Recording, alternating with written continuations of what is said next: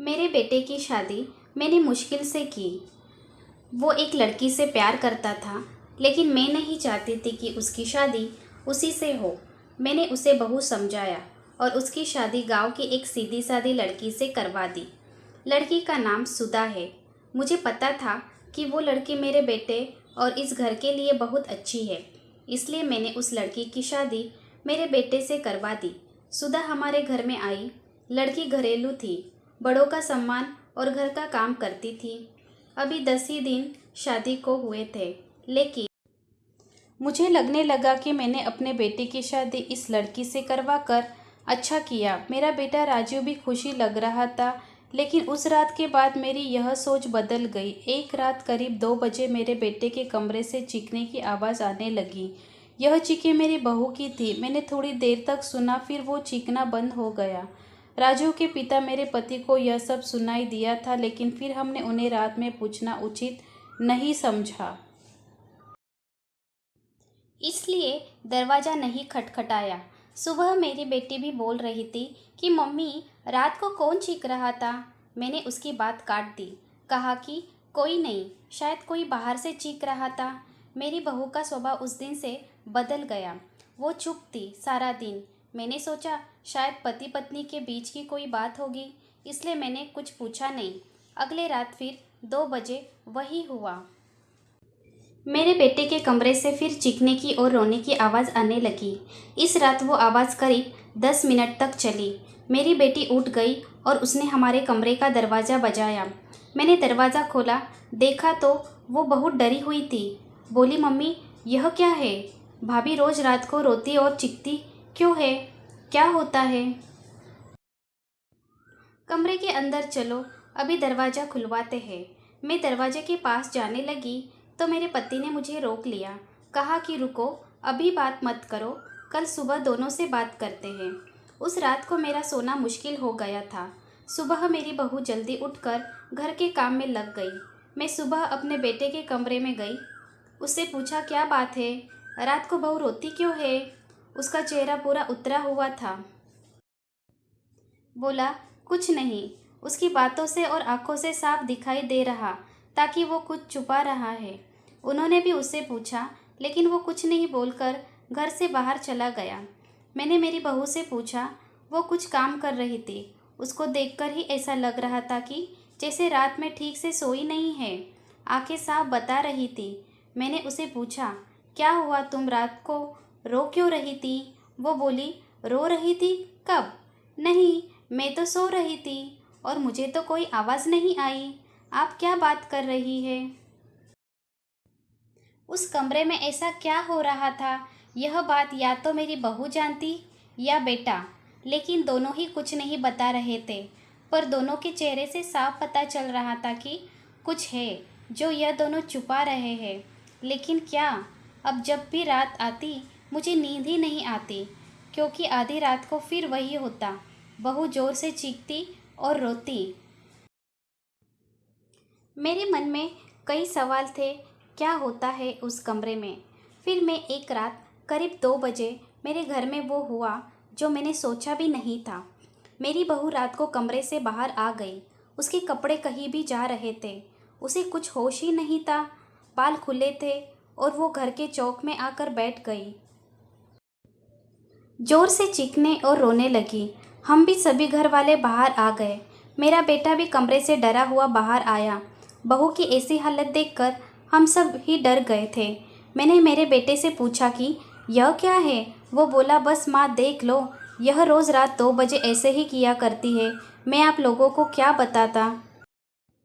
सुबह जब उसे पूछता हूँ तो उसे कुछ याद ही नहीं रहता है। बोलती है, मैंने तो कुछ नहीं किया। बहू जब थोड़ी देर बाद शांत हुई तो मेरा बेटा उसे कमरे में ले गया और सुला दिया। मैं सोच रही थी कि यह क्या है। मैंने मेरे बेटे को कहा कि तू उसे उसके घर छोड़ आना। सुबह मैं उसकी माँ से बात करूँगी। सुबह होते ही मेरा बेटा उसे कुछ बहाना करके उसके घर छोड़ आया। मैंने उसकी माँ से बात की। उसकी माँ ने कहा कि यह क्या बोल रहे हैं, मेरी बेटी बिल्कुल ऐसा नहीं करती है। मैंने जो सोचकर राजीव की शादी उससे की थी वैसा हो नहीं सका। बहू को छोड़े अब 20 दिन हो गए थे। इस दौरान उसके घर से फ़ोन आता रहा, लेकिन मैं टालती रही। मेरा बेटा भी कह रहा था कि मेरे वो दिन कैसे निकले हैं मैं ही जानता हूँ, मैं उसे वापस नहीं ला सकता। कहीं उसने मेरी जान ले ली तो क्या करोगी? मैंने उस पर फिर ज़्यादा दबाव नहीं डाला, पर मैं अपने आप को कोस रही थी कि मैंने अपने बेटे की शादी उस लड़की से क्यों करवा दी।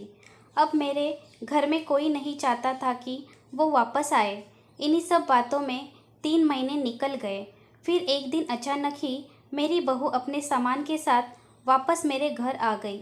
वो आते ही मुझसे कहती है, माँ जी, मैं जानती हूँ कि आप मेरे बारे में क्या सोच रही है,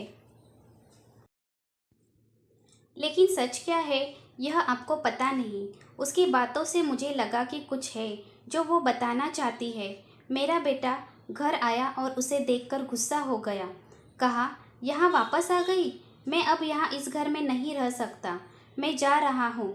मेरी बहू ने उसी समय कहा, क्यों, सच सामने आ जाएगा इसलिए डर रहे हो? बताइए सबको सच क्या है, मैं उस तरह से क्यों किया करती थी? बेटा बोला कि क्या सच? सच यह है कि तुम पागल हो और रोज रात उस तरह से करती हो। बहू बोली कि माँ जी, आज अगर सबसे ज़्यादा दुखी और परेशान है तो वो और कोई नहीं, मैं हूँ। मैंने अपने पति की बात मानी, उन पर विश्वास किया। मैंने कहा, तुम क्या कहना चाहती हो? फिर मेरी बहू ने जो बताया उसे सुनकर मेरे पैरों तले ज़मीन खिसक गई। वो बोली कि आपके बेटे ने मुझे पहली रात से यह नाटक करने को कहा था, लेकिन मैंने नहीं माना। वो कहते हैं कि हम दोनों अलग बड़े शहर में जाकर रहेंगे।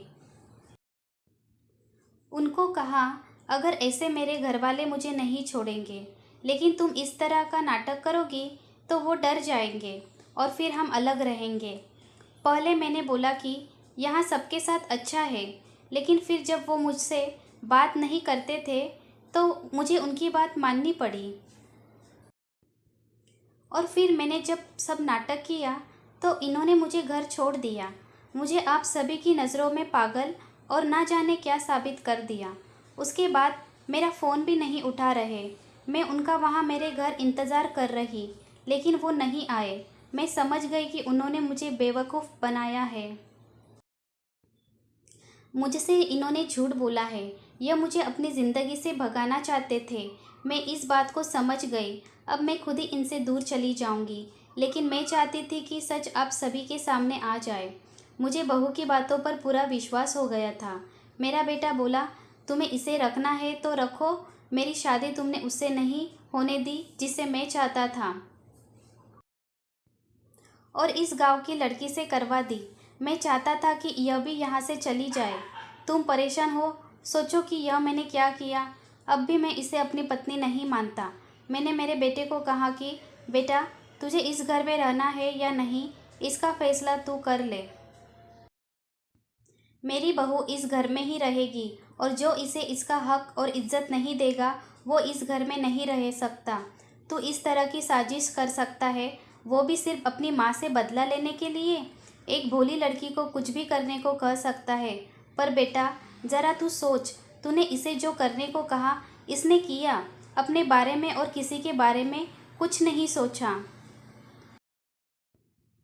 सिर्फ तेरा सोचा। सोच, ऐसी पत्नी कहाँ मिलेगी? तू बहुत बड़ा अभागा है जो इस लड़की को छोड़ेगा। मैं बहुत खुश थी। मैंने अपने बेटे के लिए हीरा चुना था, लेकिन शायद मेरा बेटा ही उसके लायक नहीं था। मैंने मेरी बहू को प्यार से गले लगाया। मेरा बेटा भी कहीं नहीं गया।